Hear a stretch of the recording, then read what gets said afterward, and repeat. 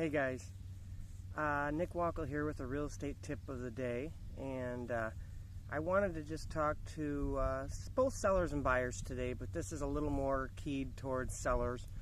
I did share something on my Nick Walkle Realty Executive Facebook page earlier today, but I wanted to make sure I covered all bases and got something on YouTube as well. So the reason I wanted to reach out to you guys today was basically because I've talked to a lot of for sale by owners in the last few weeks, and actually the last few months, but especially the last few weeks more so. And a lot of them are happy to have me bring a buyer to them, but they do not want to list their home.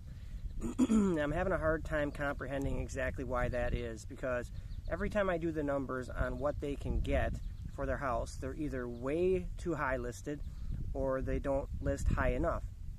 Regardless of even if they're listed at a great number, yeah, you'll sell the house, but you're going to lose money in the end. If you're listed at too high of a number, or if you're trying to sell it at too high of a number, you're not going to get the proper people in that house, and you're not going to get the proper traffic and get it sold.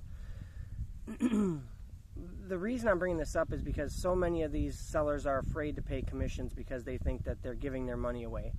But in reality, what you're doing is you're paying for the value of that agent to not only advertise your home, but to negotiate for you on your best behalf and in your best interest to get you the highest number possible. It's also my job to make sure that I, educate you at the time of the listing on what's the most important things to do to your home, if anything, what things you can, ignore at this point, and also, to help you understand what's more important when negotiating and getting the most out of the transaction for you, and ultimately that usually is money.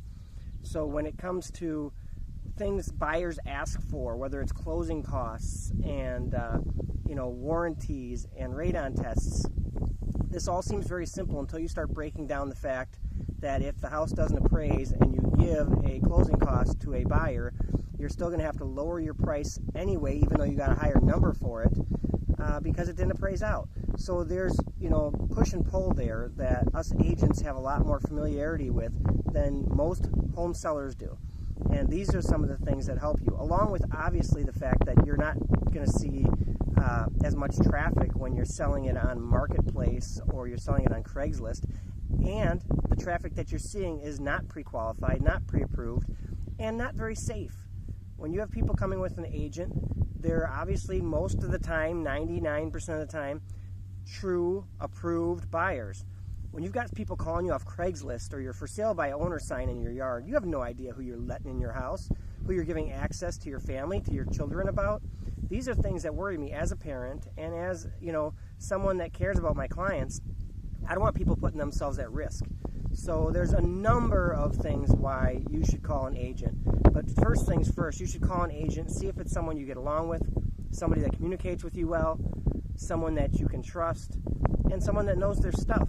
Once that happens, you're bound to make anywhere from $10,000 to $15,000 more in your transaction just because you're using that realtor, getting more people in the house that are qualified, and getting true competition between those buyers. Buyers aren't stupid. They understand that if you're selling it on your own, you're trying to save money, so they think they can save money.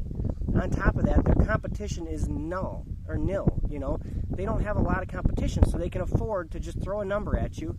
Look what happens on the rummage sites when someone puts a computer on the rummage sale for $100. Someone tries to Jew them down to $70 or $80.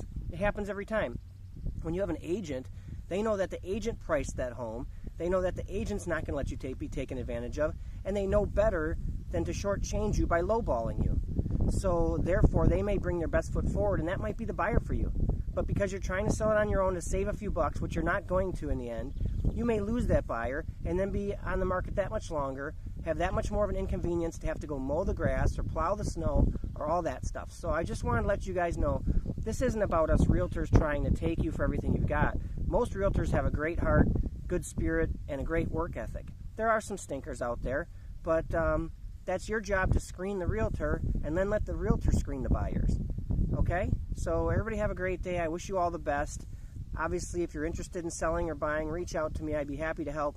And watch out for yourself out there, because you're the only one that can do it unless you have someone working in your best interest. Have a good day, guys.